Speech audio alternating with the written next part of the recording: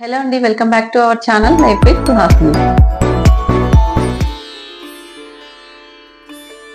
బ్రహ్మ ముహూర్త సమయంలో బ్రహ్మదేవుడు సరస్వతీదేవి ఆకాశంలో విహరిస్తూ ఉంటారంట. వాళ్ళు విహరించే సమయంలో ఎవరైతే సాధన చేస్తుంటారో వాళ్ళ సాధనకు అద్భుతమైన బలం చేకూరుస్తుందంట వాళ్ళ ఆశీర్వాదం. బ్రహ్మ ముహూర్త సమయం 3 గంటల 30 నిమిషాల నుండి 6 గంటల మధ్య ఉంటుంది కాబట్టి నేను 3 గంటలకే నిద్ర లేచాను. ముందు ఇంటి బయట కల్లాపి జల్లి ముగ్గు వేస్తాను.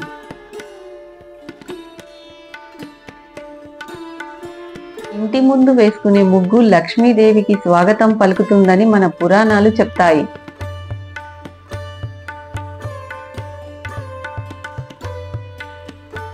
ముగ్గు వేసిన తర్వాత ఇలా పసుపు కుంకుమ రంగులో ఉన్న కలర్స్ ని వేస్తాను. ముగ్గులో పసుపు కుంకుమ వేస్తే తొక్కకుండా చూసుకోవాలి కాబట్టి అందుకే నేను ఈ కలర్స్ ని వాడుతున్నాను.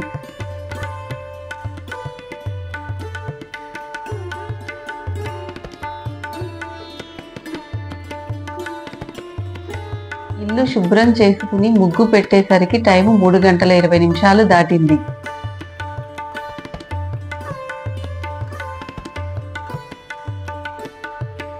తర్వాత గడపకి పసుపు రాసి దీపారాధన చేశాను. ముందు రోజు సాయంత్రమే పూజ గది శుభ్రం చేసి పెట్టుకున్నాను. బ్రహ్మ ముహూర్త సమయంలో ఉన్న శక్తిని మన శక్తిగా ఉపయోగించుకోగల ఏకైక మార్గం బ్రహ్మ ముహూర్తం అని మన శాస్త్రాలు చెప్తాయి. బ్రహ్మ ముహూర్త సమయం గురించి ఎంత చెప్పినా తక్కువే అనిపిస్తుంది. ఈ సమయంలో చేసే ధర్మబద్ధమైన సాధన ఏదైనా ఉన్నత శిఖరాలను చేరుకునే అవకాశం ఉంటుందని పండితులు చెప్తారు. ఎన్నో ప్రయోజనాలు, లక్షణాలు, ఆశీర్వాదాలు ఉన్న ఈ సమయాన్ని మనం ఉపయోగించుకోవాలని మన పెద్దలు ఎప్పుడూ చెప్తుంటారు. మనం ఆరోగ్యవంతమైన జీవితంలో అత్యున్నత శిఖరాలను చేరుకోవాలి అంటే బ్రహ్మ ముహూర్త సమయంలో నిద్ర లేవాలి.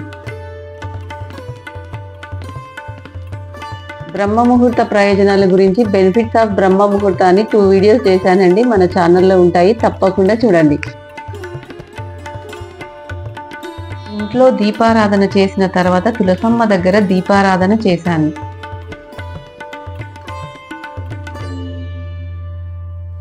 బ్రహ్మ ముహూర్త సమయంలో ఎలాంటి గ్రహాల ప్రభావం ఉండదు కాబట్టి సంపూర్ణ సమతుల్యత, ప్రశాంతమైన సమయం అని చెప్తారు. మన ఆధ్యాత్మిక ప్రయత్నాలను సులభతరం చేయడానికి మరియు శాంతి వాతావరణాన్ని సృష్టించడానికి బ్రహ్మ ముహూర్తం బ్రహ్మాండమైన సమయం అని చెప్తారు.